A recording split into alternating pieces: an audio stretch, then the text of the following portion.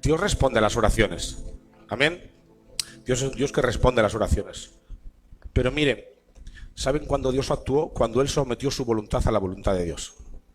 A veces nosotros oramos y pretendemos que Dios responda a nuestras peticiones conforme a nuestros deseos, pero así no se ora. Se ora sometido a la voluntad del Señor. Señor, tú conoces nuestras necesidades, tú conoces nuestros deseos, pero no se haga mi voluntad, porque esa es la mejor oración que nos dejó Cristo. Hágase tu voluntad y no la mía. Amén. Por lo tanto, qué bueno es someter nuestra voluntad al Señor y entender que es un Dios que responde. Fue un milagro que Dios la sanara, pero ¿sabes? El mayor milagro Dios ya lo hizo en esa mujer, que fue salvarla.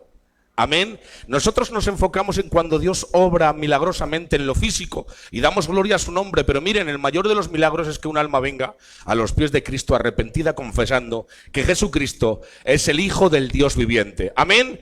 Y yo lucho por esos milagros. Yo quiero hacer campañas de milagros no en base a que los muertos resuciten o los paralíticos anden, sino que los pecadores vengan al arrepentimiento. Amén. Hoy se proyecta mucho los milagros hacia la sanidad física, que Dios sana, sí, pero son poco las cruzadas que se hacen de arrepentimiento de pecados. Amén. Por lo tanto, luchemos también por eso, hermanos. ¿Cuántos están de acuerdo? ¿Cuántos están disfrutando de este culto? ¿Cuántos están aquí? ¿Cuántos quieren adorar a Dios? Yo quiero seguir adorando al Señor. Amén. Miren, vamos a dejar la ofrenda para lo último, ¿vale? Son las 12:20. Yo tengo una palabra de parte de Dios para ustedes, que creo que es necesaria en medio de nuestras vidas. Amén. Vuelvo a repetir lo que he dicho antes. No concibo una iglesia que se aburra en medio de un sermón, cuando es Dios el que habla, porque hay a veces que podemos hablar de Dios, hay a veces que hablamos de Dios y otras veces que Dios habla. No es lo mismo hablar de Dios a que Dios hable. Amén. No es lo mismo. Hay a veces que diferentes siervos del Señor han hablado de Dios y no han conseguido ningún resultado. Pero cuando Dios habla, los demonios desaparecen, los corazones endurecidos se ablandan, las conciencias se derriten y el arrepentimiento de pecados y los muertos de espirituales resucitan. Amén. Y yo quiero que en esta hora hable Dios a tu vida, porque esta palabra es para ti, no es para el que está a tu lado. Dile al que tienes a tu lado, esta palabra es para ti, atento.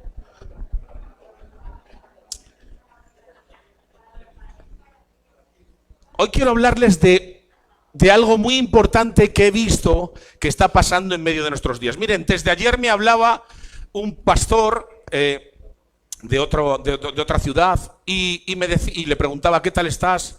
¿Cómo andas? ¿Qué tal el ministerio en prisiones en aquel lugar? Y él me decía: Samuel, mira, no sé lo que me ha pasado, pero después del confinamiento he entrado en un enfriamiento, en una decadencia espiritual que no sabría decirte cómo ni de qué manera, pero me encuentro ahora mismo alejado del Señor, me encuentro en una especie de espiral de decadencia espiritual. Amén.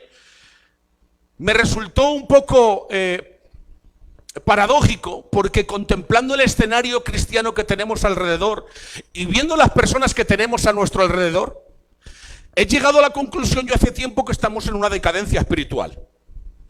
Hermanos, hoy quiero hablarles de una epidemia en nuestros días y no me refiero al COVID-19. Me estoy refiriendo a una epidemia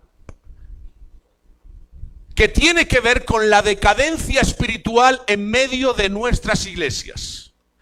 Al hablar de decadencia espiritual nos estamos refiriendo a un creyente verdadero cuya vida espiritual no se encuentra vigorosa y saludable. Y de esos hay muchos. Son muchos los creyentes verdaderos que se encuentran en una decadencia espiritual, cuyas vidas no muestran una vida vigorosa, cuyas vidas espiritual no se encuentran en un momento saludable, que se diga. Y de estos tenemos muchos, hermanos.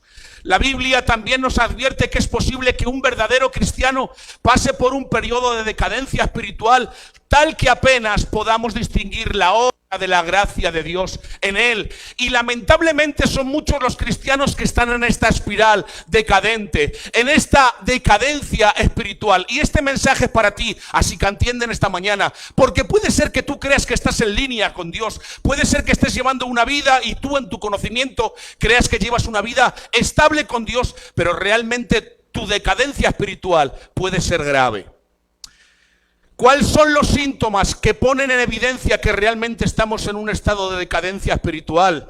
¿Cuáles son las causas que llevan a un creyente a caer en esa penosa y trágica condición de decadencia espiritual? Son preguntas que yo me he ido haciendo a lo largo de estos días, hermanos. ¿Cuáles son los remedios que podemos aplicar para combatir esta epidemia, recuperarnos y para evitar este estado de decadencia espiritual? ¿Cuál es lo que podemos aplicar en medio de nuestros días para que esta epidemia que está afectando a tantas familias, a tantas personas, a tantas iglesias, a tantas almas, podamos poner remedio ante esto? Porque déjame decirte, es más que evidente por los frutos que tenemos que estamos en decadencia espiritual muchos. Y sálvese quien pueda. Nos metemos todos, ¿de acuerdo? Antes de entrar directamente al tema, quiero hacer unas cuantas puntualizaciones que son necesarias, que nos permitirán poner este tema en su correcta perspectiva, hermanos. La primera puntualización es la naturaleza indestructible de la gracia salvadora. Quiero hablaros de la naturaleza indestructible de la gracia salvadora. Y es importante que tengamos este concepto bien adquirido. Una vez que hemos sido hechos partícipes de la gracia salvadora de Cristo, es imposible totalmente que esa gracia pueda ser destruida en nosotros. En el momento que nosotros hemos recibido la gracia salvadora, que hemos sido regenerados, que hemos pasado de muerte a vida, esa gracia que Dios ha depositado en nosotros es una gracia indestructible, sea cual sea tu estado, sea cual sea la circunstancia que estés atravesando en tu relación con Dios. Tengo que decirte, la gracia que Dios ha depositado en ti, aunque estés en un momento decadente, esa gracia es indestructible porque ha sido puesta por el Dios eterno. Un creyente puede atravesar por un periodo tan crítico espiritualmente que pueda tener duda de la realidad de su fe, y son muchos los que hoy en día tienen dudas fruto de su decadencia espiritual de si su fe es verdadera. ¿Cuántos de vosotros os habéis preguntado en este tiempo si tu fe es verdadera? ¿Cuántos de vosotros os habéis pensado, realmente soy un hijo de Dios? ¿Cuántos de vosotros habéis hecho esta pregunta en estos días? Puede ser que fruto de la decadencia espiritual en la que te encuentras estés dudando de tu fe. Puede ser. Tenemos que tener claro que una cosa es la apostasía que vive que externamente como un creyente y que piensa en su mente que lo esencial es lo litúrgico o lo religioso. Pero déjame decirte, el apóstata es una persona que externamente vive como un cristiano basado en un conjunto de normas. Otra muy distinta es el creyente verdadero que por un tiempo específico decae en su vida espiritual. La diferencia entre un apóstata y el creyente es que el creyente en ese estado siente dolor. El creyente en un estado de apatía, el creyente en un estado que realmente se encuentra en indiferencia ante el Señor, siente el dolor en su corazón, siente la tristeza, le falta el gozo de la salvación. La diferencia es que el apóstata no siente absolutamente nada, sino que vive con una conciencia tranquila, aunque pueda vivir en pecado, simplemente con el cumplimiento de un conjunto de normas, hermanos. Mientras que el apóstata se siente seguro en su religiosidad, sin ningún dolor por su pecado.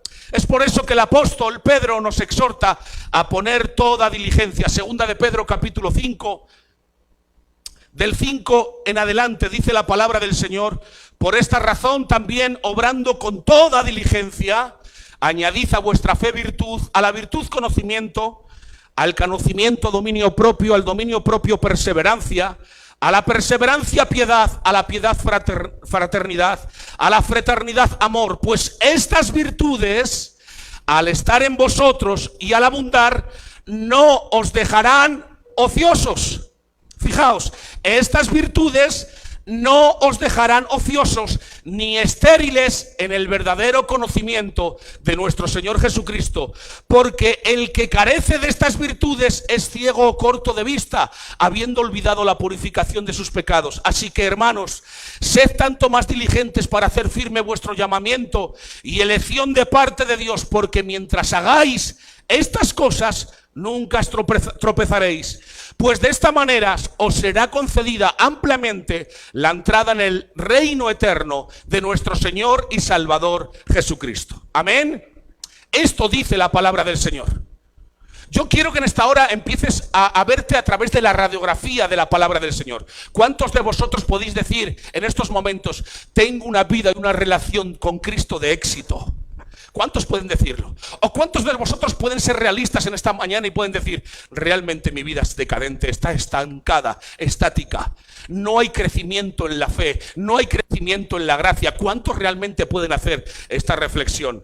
La elección y el llamamiento son y seguirán siendo actos redentores de Dios. El hombre no se escoge a sí mismo o se llama a sí mismo, hermanos. Esto no es así. Todo verdadero creyente debe esforzarse por experimentar seguridad de salvación. Y la seguridad de salvación las obtenemos cuando nos esforzamos y añadimos a nuestra fe virtud, y a la virtud dominio propio, y al dominio propio fraternidad, y a la fraternidad amor. ¿Entendéis? Todo verdadero creyente debe esforzarse por experimentar seguridad y salvación. Hay una tarea, una responsabilidad en el hombre, y es la de obrar con toda diligencia en la vida de fe para disfrutar del gozo de la salvación. ¿Sabes por qué no disfrutas del gozo de la salvación?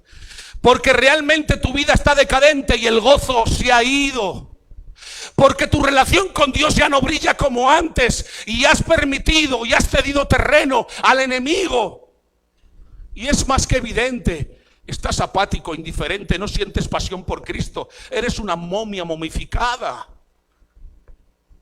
Todo verdadero creyente debe esforzarse por experimentar seguridad de salvación. ¿Y cómo lo hacemos esto, hermanos? ¿Cómo lo podemos hacer? Versículos 5. Por esta razón también, obrando con toda diligencia, añadid a vuestra fe virtud, a la virtud conocimiento, al conocimiento dominio propio, al dominio propio perseverancia, y a la perseverancia piedad, a la piedad fraternidad, y a la fraternidad amor. La salvación es segura e inamovible, y eso está claro, pues es obra de Dios por gracia y elección en Cristo. La salvación está segura en Cristo. ¿Cuántos lo creen? ¿Lo crees de verdad? Eso ya tendría que ser un motivo de gozo y no de tristeza, porque la salvación no depende de ti, depende de Él. Pero si no nos esforzamos en la fe en Cristo, podemos experimentar inseguridad, que son la que muchos sienten en estos momentos. Y por lo tanto angustia, dolor, incertidumbre. Son todo esto consecuencias de una vida decadente en la relación con Dios, una vida decadente en la intimidad con Dios, una vida decadente en la vida de piedad. Esta es la evidencia, hermanos. La decadencia espiritual genera dudas de nuestra salvación, pero la gracia de Dios no permitirá que nos apartemos totalmente de Él. Podrás sentirte de una manera apática, llevarás un tiempo en la apatía, llevarás un tiempo realmente con una decadencia espiritual, pero tengo que decirte, la gracia salvadora de mi Cristo no permitirá que tú te pierdas para siempre. Él no ha perdido ni una sola de sus ovejas, aunque te encuentres en una actitud decadente, aunque te encuentres en una relación distante con Dios, la gracia salvadora de Cristo te llevará otra vez al redil. Amén, hermanos. Si un llamado cristiano se aparta y nunca regresa, eso demuestra que la gracia redentora de Cristo nunca estuvo en él. Vivir en un estado decadente continuo demuestra que no eres hijo. Ahora, ¿que un cristiano puede estar durante un tiempo en un estado decadente? Sí. ¿Entienden? Esa es la diferencia. Mateo 7, 21 y 22. No todo el que me dice Señor, Señor entrará en el reino de los cielos, sino el que hace la voluntad de mi Padre que está en los cielos. Muchos me dirán en aquel día, Señor, Señor, no profeticemos en tu nombre, y en tu nombre echemos fuera demonios, y en tu nombre hicimos muchos milagros. Y entonces les declararé, jamás os conocí, apartaos de mí los que practicáis la iniquidad. Es evidente que estas personas estaban en la iglesia, por descartado. Estas personas proclamaban creer en Dios, en Cristo. Y es evidente que estas personas tenían una posición de liderazgo. Muchos de ellos eran personas con responsabilidad. Profetizaron en el nombre de Cristo, echaron demonios en el nombre de Cristo, hicieron milagros en el nombre de Cristo, pero Dios les dirá, ustedes nunca fueron míos. Que Dios te utilice no quiere decirse que te avale. Dios es soberano y puede utilizar a quien quiera, cuando quiera y como Él quiera. ¿Entienden, hermanos? Primera de Juan capítulo 2 versículo 19. Dice la palabra del Señor: salieron de nosotros, pero en realidad no eran de nosotros. Este versículo es impactante. Salieron de nosotros, pero en realidad no eran de nosotros, porque si hubieran sido de nosotros, habrían permanecido con nosotros. Pero salieron a fin de que se manifestara que no todos son de nosotros. Son muchos los que saldrán que nunca fueron. Son muchos los que saldrán que nunca fueron, porque los que son pueden ir, pero pasado un tiempo volverán como el hijo pródigo. Hermanos, los que nunca fueron saldrán y no volverán, pero los que fueron saldrán por un tiempo, pero llegado el momento y siendo convencidos por el Espíritu Santo, regresarán a la casa del Padre, porque nunca perdieron la condición de ser hijos, aunque estuvieron con las algarrobas. Amén, hermanos. Juan 10:27 dice la palabra del Señor: mis ovejas oyen mi voz, aleluya, mis ovejas oyen mi voz y yo las conozco, y dice, y me siguen, y yo les doy vida eterna. Y ahora atentos a esto: y jamás perecerán, y nadie las arrebatará de mi mano. Mi Padre que me las dio es mayor que todos, y nadie las puede arrebatar de la mano de mi Padre. Qué bendición es saber que el Padre y el Hijo nos tienen aferrados a sus brazos. Qué bendición es saber que el Padre y el Hijo nos tienen aferrados y nunca podremos perdernos, hermanos. Podremos irnos de la casa del Padre, pero déjame decirte lo que te acabo de decir hace un momento: la gracia redentora de Cristo es inamovible en tu vida. Y aunque estés pasando por un momento de decadencia, hasta el punto que roces la inmoralidad como el hijo pródigo, Dios dejará que su espíritu obre en ti y producirá una necesidad como el hijo pródigo, que volviendo en sí consideró las bendiciones de la casa del Padre. Amén.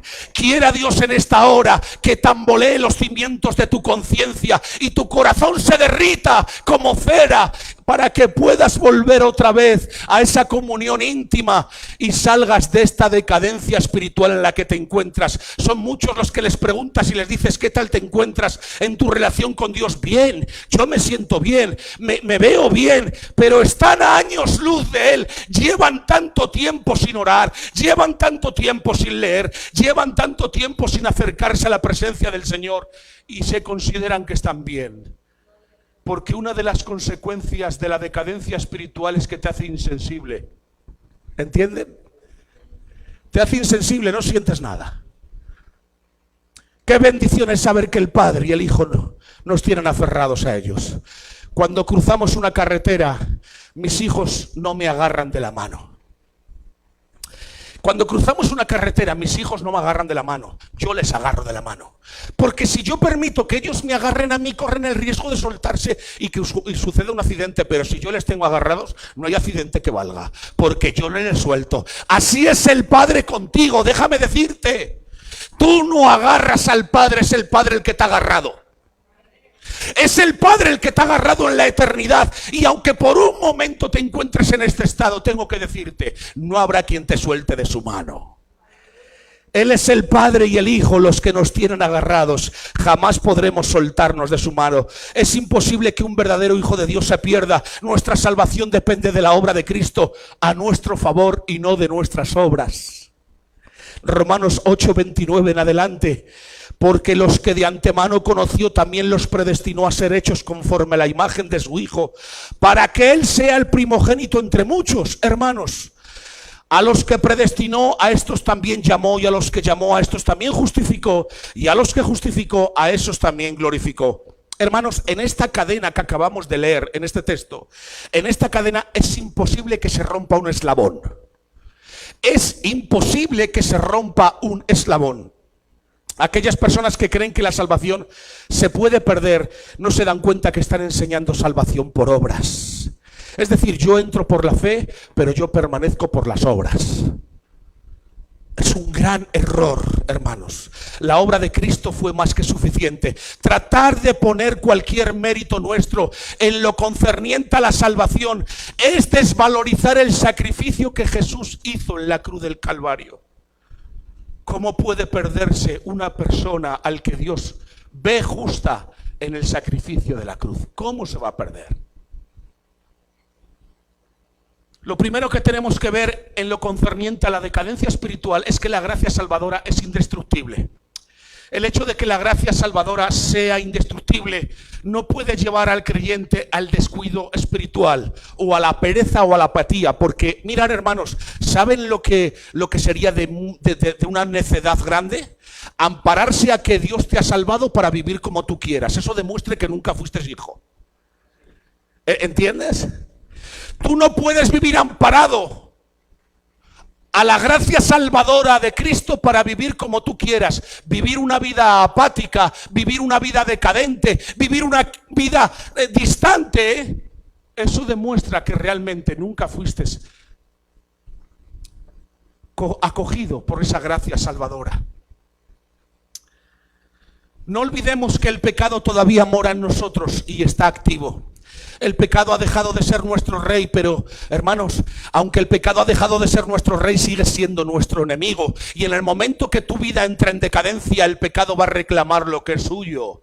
Que el pecado haya dejado de ser tu rey no quiere decirse que haya dejado de ser tu enemigo. El descuido de la vida espiritual hará que el pecado reclame lo que es suyo. Hermanos, en todos nosotros hay una tendencia permanente a alejarnos de Dios. Mira, tú te puedes considerar muy cristiano, tú te puedes considerar muy espiritual, ¿vale? Que no digo que no lo seas, ojalá todos lo fuésemos. Digo que en todos nosotros, en nuestra naturaleza pecaminosa, hay una tendencia siempre a alejarnos del Señor. Siempre está esa tendencia en nuestra naturaleza pecaminosa. Si no mantenemos a esa tendencia a raya, puede alejarnos paulatinamente de Dios, causando graves daños en nuestra vida espiritual. Aquí no estamos hablando de un pecado específico, hermanos. No estoy hablando de nada específico. Estamos hablando de un decaimiento, de un deterioro en la cual las gracias que Dios ha implantado en nosotros, como la fe, el amor, el gozo, la esperanza, la mansedumbre, se encuentran en pendiente declive. ¿Entendéis? Se nota que tu vida ya no está igual que antes. Es que el amor de Dios ya cuesta distinguirlo en ti. Es que la mansedumbre la has cambiado por la irritabilidad. Te irritas con facilidad. Es que el gozo que antes había en ti ha desaparecido y ahora solo encontramos quejas en ti. Y eso es más que evidente que estás en una decadencia espiritual, en picado y sin frenos. Que no estoy hablando de un pecado específico, estoy hablando de tu decadencia, de tu dejadez en tu relación con el Señor. Es un estado en que la comunión con Dios ha descendido a su mínima expresión. Lo más terrible de esto es que comienza de una manera sutil, imperceptible. Vamos dando terreno, poquito a poco. Empiezas a dejarte en tu vida de oración, empiezas a dejarte en tu vida de lectura, empiezas a dejarte en tu vida de piedad, permitiendo pequeños pecados que son, en tu escala de valores son mínimos, ¿vale? Y vas cediendo terreno, vas cediendo. Cuando te quieres dar cuenta, estás años luz y tu decadencia es total, hermanos. Lo más terrible de esto es que comienza de una manera sutil, imperceptible. Nuestra conducta externa apenas se distingue. Incluso nuestra conducta externa, hermanos, puede permanecer igual. Venimos a la iglesia los domingos, venimos a la iglesia los miércoles, echamos a la ofrenda. Es decir, nuestra vida ritualista puede permanecer igual y podemos tener una vida muy decadente. Así hay muchos cristianos hoy en día. Se han adaptado a la vida ritualista, al cumplimiento, cumplen y mienten. Vienen a la iglesia, sí. Vienen los lunes, o sea, los miércoles. Vienen los domingos, sí. Algunas veces a las reuniones de oraciones, sí. Pero estás sin frenos y a lo loco. La realidad es que tu alma se encuentra en una decadencia y deterioro espiritual. No hay crecimiento en tu fe y es más que evidente. No hay incremento en tu amor. No experimentas el gozo de haber sido perdonado y pertenecer a Cristo. Si es que no vemos ese gozo en ti. Si es que no vemos que estás creciendo en el amor. Si es que vemos que en la fe te has estancado. ¿Cuántos años llevas de la misma manera? No vives aferrado a la esperanza. La humildad empieza a brillar por su ausencia y empieza a salir el egocentrismo, el egoísmo en ti. no hay mansedumbre, como he dicho antes, y tu comunión con Dios está estancada y es una comunión ritualista, como he dicho, de cumplimiento, cumples mintiendo. ¿Cómo puede ser que un verdadero cristiano caiga en una situación como esta? A ver, ¿cómo puede ser? Porque todos hemos vivido momentos de decadencia, pero ¿cómo puede ser que un cristiano verdadero caiga en una situación como esta? Algunos creyentes se dan cuenta que algo está fallando en su vida cristiana, ¿vale? Y si vosotros y yo, conjuntamente con vosotros, cumpliésemos con el mandamiento bíblico de examinarnos diariamente, porque es un mandamiento, examinaos para saber si estáis en la verdad, dice la palabra del Señor, amén, el apóstol Pablo lo dice, examinaos. Ahora, si tú te examinas hoy en día, podrás hacer una confesión verdadera de tu estado, pero no te examines bajo tus criterios, examínate conforme a la Biblia. Mira, cuando un doctor va a darte un diagnóstico, no se basa simplemente en algo que él cree, sino que las pruebas que te hace, las radiografías, las ecografías que te hacen, ponen en evidencia el estado de salud en el que te encuentras. ¿De acuerdo? Asimismo tú hoy examínate a la luz de la palabra, por favor, porque o una de dos, o nunca fuiste cristiano, o eres un cristiano que vives en una decadencia total y crees que con el cumplimiento de 4 reglas te estás manteniendo. El problema es que al querer encontrar el problema de su deterioro espiritual, ellos caen en lo que yo denominaría esto, Miguel, como el problema, a ver si adánico. Yo a esto lo denominaría, porque mira, el problema es que al querer encontrar el problema que tenemos en base a nuestra decadencia espiritual, ellos caen en esta condición. Es un problema que lo denominaría así, síndrome adánico. ¿Y cuál es este síndrome? ¿Qué fue lo que dijo Adán cuando Dios le preguntó lo que había hecho? La mujer que me diste. ¿Qué fue lo que dijo Eva cuando Dios le preguntó, Eva, qué? La serpiente. ¿Entiendes? Dios pregunta a Eva, ¿qué has hecho? Es la serpiente que me engañó. El síndrome adámico es echar la culpa a todo el mundo menos a mí mismo. Pero según Dios, en el Génesis lo podemos ver, Adán y Eva fueron responsables únicos de su pecado y cada uno recibió su repercusión conforme a su desobediencia. Amén, amén. La iglesia no es la responsable del estado en la que se encuentra tu familia. No eches la culpa a esta iglesia. La iglesia no es el culpable de cómo te encuentras espiritualmente. La iglesia no es responsable, el pastor no es responsable. No eches balones fuera. Tu esposa no es la responsable de cómo te encuentras, ni tu esposo tampoco. No eches balones fuera. Tu decaimiento espiritual es más que evidente. No caigas en el síndrome de Adán, echando balones fuera. Ninguna causa externa puede ser culpable de tu decadencia espiritual. No es nada externo. Este mal se originó en tu corazón y tú le cediste terreno hasta llegar a la decadente situación espiritual en la que te encuentras. ¿Quieres encontrar al culpable? Mírate al espejo. Pero mejor que mirarte al espejo, mírate a tu corazón. Porque el problema no son las iglesias. El problema eres tú. Mateo capítulo 15. Versículo 17 al 19, dice la palabra del Señor. ¿No entendéis que todo lo que entra en la boca va al vientre y es echado en la letrina?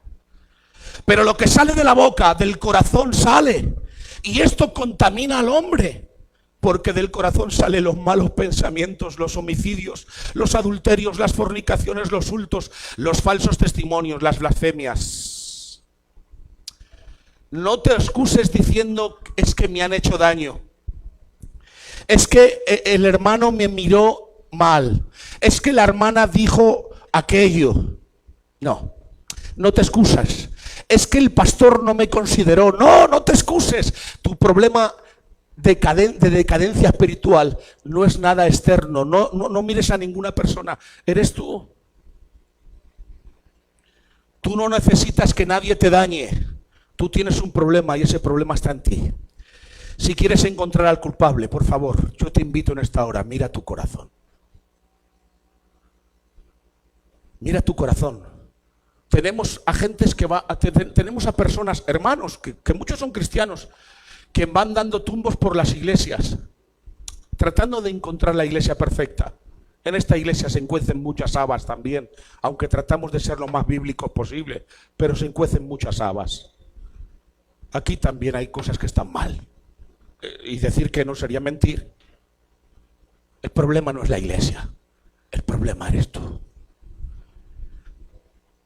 La fuente de tu decadencia espiritual continúa produciendo elementos tóxicos. Déjame decirte, tú puedes creer que estás en orden en tu vida y en tu relación con Dios y puedes estar en un desorden por completo. Tengo que decirte algo, si tú como esposas tomas las riendas de tu hogar y no consideras a tu esposo en las decisiones, o las tomas tú, aunque a tu esposo le digas 4 cosas, estás en desorden delante de Dios. La cabeza es tu esposo. Por lo tanto, ten en cuenta una cosa. La Biblia no enfoca el matriarcado como algo creado por Dios. ¿Entienden? Y matriarcado hay mucho hoy en día. Es momento de ser ordenados en todo, en todas las áreas de nuestras vidas. Hay gente que se esperan un cambio de circunstancias para cambiar. Por eso cambian de iglesia, cambian de amigos, cambian de pareja, se divorcian. Sí, hay gente que para cambiar su estado, voy a cambiar de iglesia. Aquí es que no crezco. No creces por tu relación con Dios. Pero la iglesia no puede ser un agente externo que te impida crecer. No, es que con este hombre yo no crezco, me divorcio. Y se divorcian. El problema está en tu corazón y se debe resolver en tu corazón, hermano.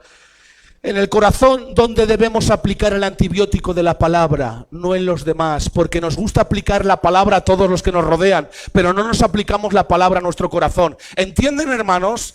El antibiótico de la palabra no es para que se lo apliques a tu vecino, ni a tu pastor, ni a tu iglesia. Es para que te lo apliques tú directamente al corazón.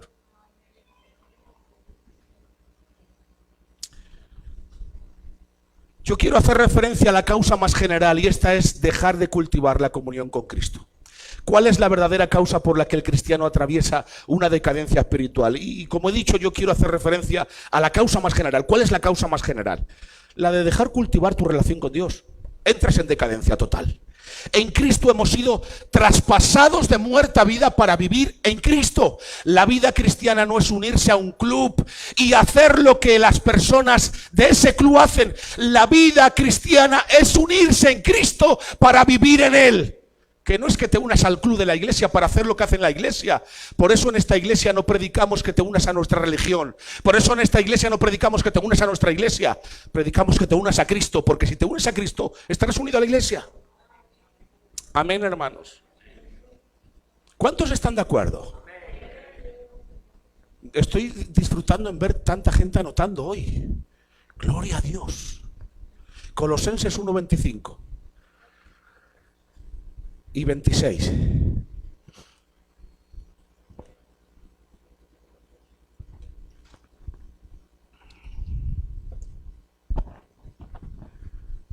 Dice la palabra del Señor, de la cual fui hecho ministro conforme a la administración de Dios que me fue dada para beneficio vuestro, a fin de llevar a cabo la predicación de la palabra de Dios, es decir, el misterio que ha estado oculto desde los siglos y generaciones pasadas, pero que ahora ha sido manifestado a sus santos.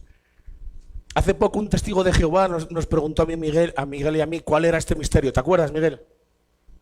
¿Cuál era este misterio? ¿Cuál es este misterio? El misterio es este: Cristo en vosotros, la esperanza de gloria.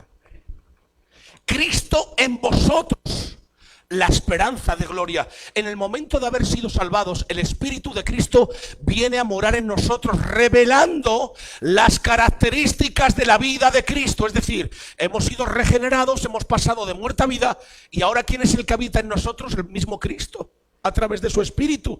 Las características de Cristo son perfeccionadas en nosotros, en nuestro diario vivir. Por eso Juan en el capítulo 14 y en el versículo 19 dice: un poco más de tiempo y el mundo no me verá más, pero vosotros me veréis, porque yo vivo, vosotros también viviréis. Nosotros vivimos en Cristo.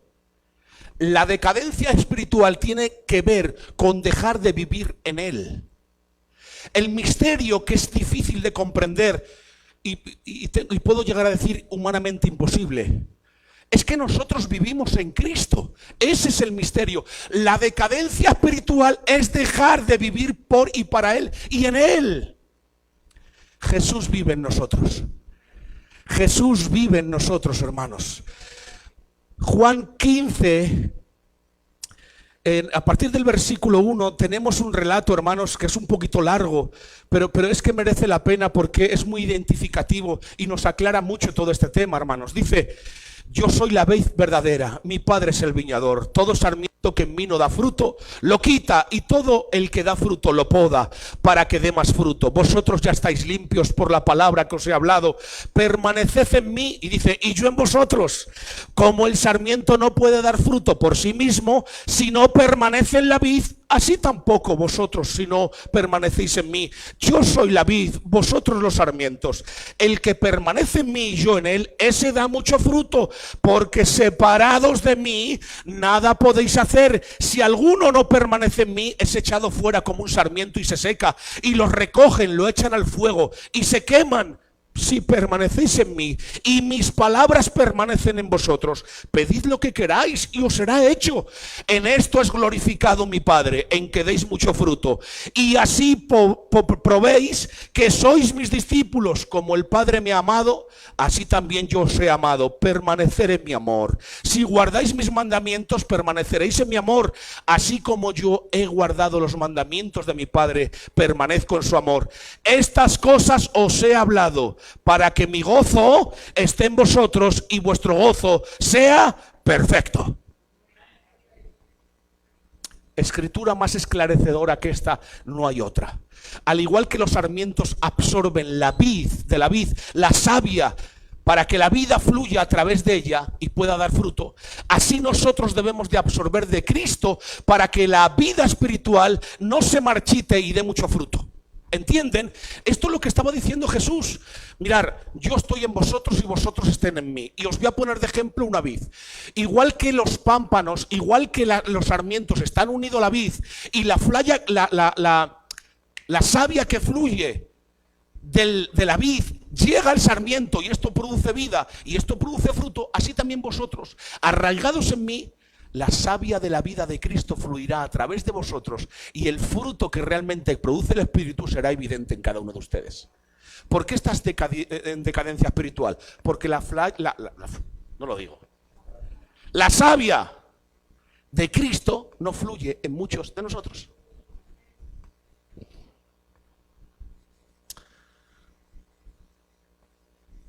Los fariseos eran personas con mucho conocimiento, pero no tenían ninguna vida de Cristo.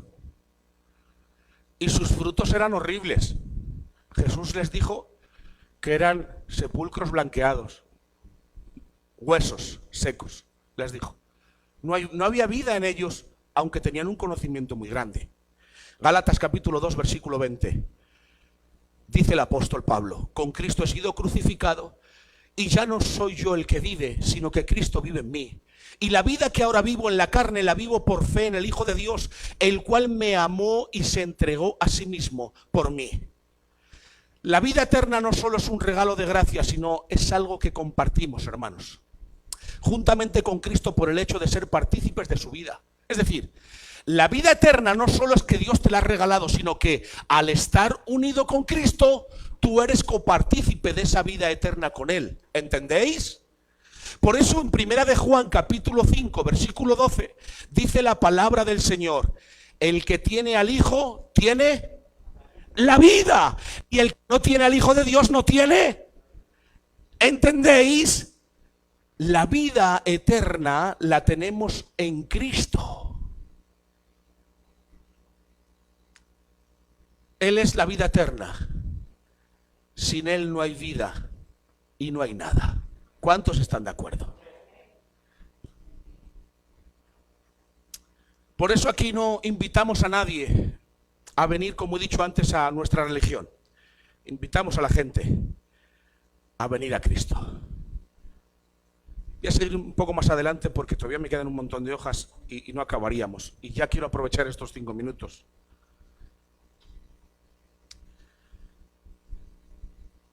La herencia del cristiano es lo que va a heredar Cristo. ¿Cuál es tu herencia? ¿Cuál es la herencia del cristiano? Lo mismo que va a heredar Cristo. Somos coherederos con Cristo, dice la Biblia, ¿no? Nosotros recibiremos todo lo que Él reciba por estar en Él. Todo lo que somos, todo lo que tenemos, se debe al hecho de estar en Cristo. Y en Juan 6, del 22 al 40, vemos el relato de Jesús explicando a los judíos que si querían ser salvos deberían de comer el pan de vida que baja del cielo. En otras palabras, si quieres ser salvo debéis de comerme y beberme. Eso es lo que estaban diciendo los judíos. Algo de locos para los judíos. Si queréis ser salvos debéis de comerme y de beberme. Eso es lo que le estaba diciendo. Por eso le rechazaron, por esas palabras. Cuando comemos los alimentos que nos sostienen físicamente, hermanos, esos alimentos al pasar por nuestro intestino absorben todos los nutrientes, ¿verdad? Esto mismo es lo que ocurre a nivel espiritual. Cuando creemos en Cristo, nos apropiamos de Cristo y su vida espiritual, con todas sus características, vienen a ser nuestras ahora. Amén. Yo soy el pan de vida, dice el Señor. El que come mi carne y bebe mi sangre tiene vida eterna. Comerse a Cristo no es comerse la hostia sagrada como los católicos, que creen en que en el momento que levantan ese pedazo de pan, creen que físicamente Jesucristo está ahí, ¿vale? Comerse a Cristo no es comerse la hostia sagrada, que ellos llaman. Comerse a Cristo no es más y nada más que creer en Él y vivir en Él. Eso es comerse a Cristo. Comerse a Cristo es creer en Él y vivir en Él. Eso es lo que hacía referencia a Cristo. Creer en Él y vivir en Él. El cristianismo es Cristo, hermanos. Estamos vivos espiritualmente porque Él mora en nosotros, porque el Espíritu de Cristo mora en nosotros. Cristo, a través de su Espíritu en nosotros, está formando su carácter, sus características que Pablo menciona en Gálatas capítulo 5, versículos del 22 al 25. Dice: mas el fruto del Espíritu es amor, gozo, paz, paciencia, benignidad, bondad, fidelidad, mansedumbre, dominio propio. Contra tales cosas no hay ley. Pues los que son de Cristo Jesús han crucificado la carne con sus pasiones y sus deseos. Y ahora dice el 25: si vivimos por el Espíritu, andemos también por el Espíritu. Los judíos en Éxodo 12 no solo debían de matar el cordero, ¿verdad? ¿Cuántos recuerdan la Pascua antes del pueblo de Israel ser libertado? Los judíos en el Éxodo no solo debían de matar el cordero, Dios les dio unas instrucciones. Debían de matar un cordero de una forma característica, debían de coger la sangre del cordero, ponerla en los dinteles de las puertas para que la muerte no pasara a través de ella, pero después debían de comerse el cordero.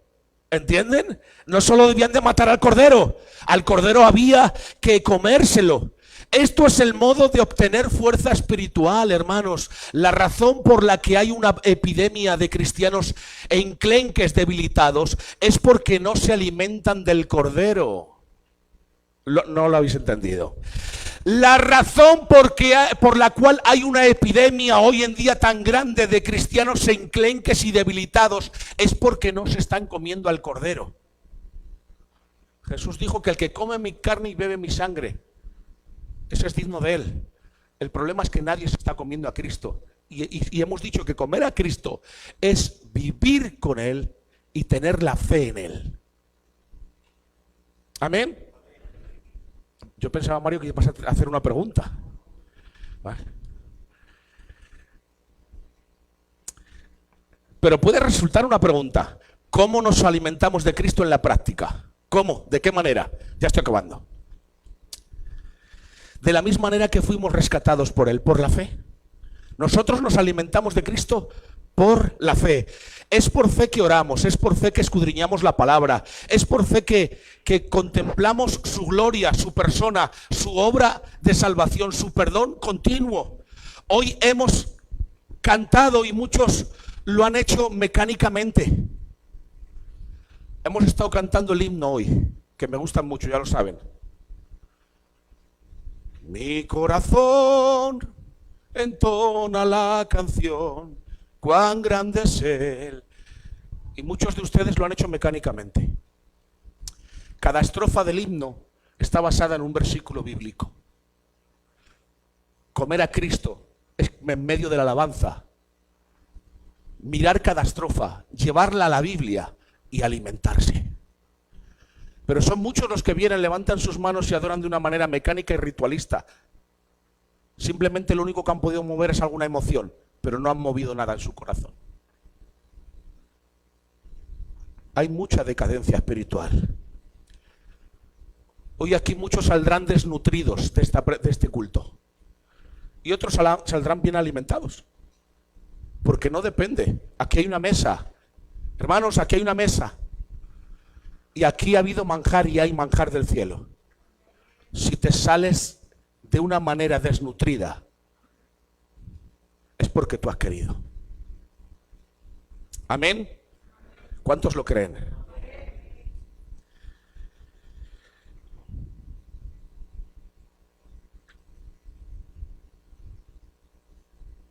Quiero acabar con esto.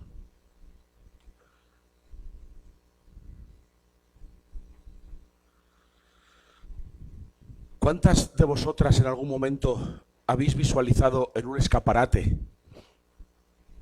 un vestido precioso?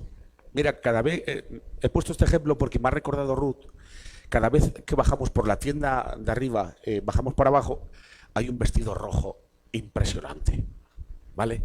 Y cada vez que bajamos, Ruth dice: mira qué vestido. ¡Ah! Pedazo de vestido, ¿verdad?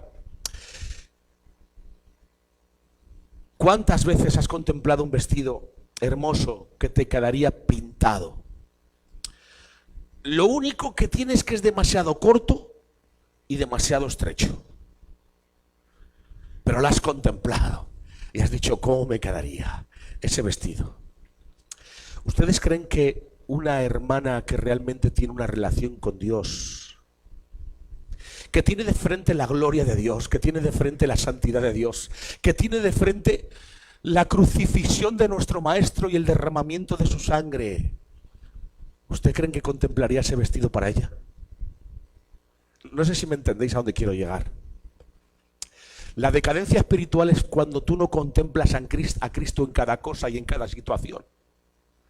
La decadencia espiritual viene cuando tú dejas de contemplar a Cristo. Dice la Biblia que nosotros somos transformados por medio de la contemplación de gloria en gloria, dice. Amén. Cuando tú dejas de contemplar a Cristo, tú empiezas a contemplar otras cosas que te llevan a una decadencia espiritual. ¿Quieres salir de este estado? Empieza a contemplar a Cristo. Te has convertido en un religioso. Pero ¿cuántos están dispuestos a contemplarle a Él? Dios reprenda a una iglesia que estaba atravesando un periodo de tibieza espiritual. Apocalipsis 3 del 19 al 21. Yo reprendo y castigo a todos los que amo. Sé pues celoso y arrepiéntete. He aquí yo estoy a la puerta y llamo. Si alguno oye mi voz y abre la puerta, entraré a él y cenaré con él y él conmigo. Este texto significa que ellos no eran un caso perdido y tú tampoco. Esa iglesia no era un caso perdido, por eso Dios les exhorta. Y tengo que decirte, ¿cuántos años llevas en esa apatía? ¿Cuántos años llevas en esta decadencia espiritual? ¿Cuántos años llevas en este estado de lejanía con Dios, en el cual solo te sustenta la pura gracia, porque es la pura gracia de Dios? ¿Cuánto tiempo llevas? Tengo que decirte que aunque tú ya te hayas declarado un caso perdido, el Señor hoy te está exhortando, igual que a esa iglesia en el Apocalipsis. Yo soy tu Dios y soy un Dios celoso. Y amo a cuales aquellos disciplino y corrijo. Sal de la tibieza espiritual en la que te encuentras, porque yo quiero tener una relación estrecha contigo. ¿Cuántos de ustedes viven en una decadencia espiritual? Pónganse de pie, por favor, pero no pierdan onda todavía. Vamos a orar un minuto, solo un minuto. Vamos a agradecer al Señor.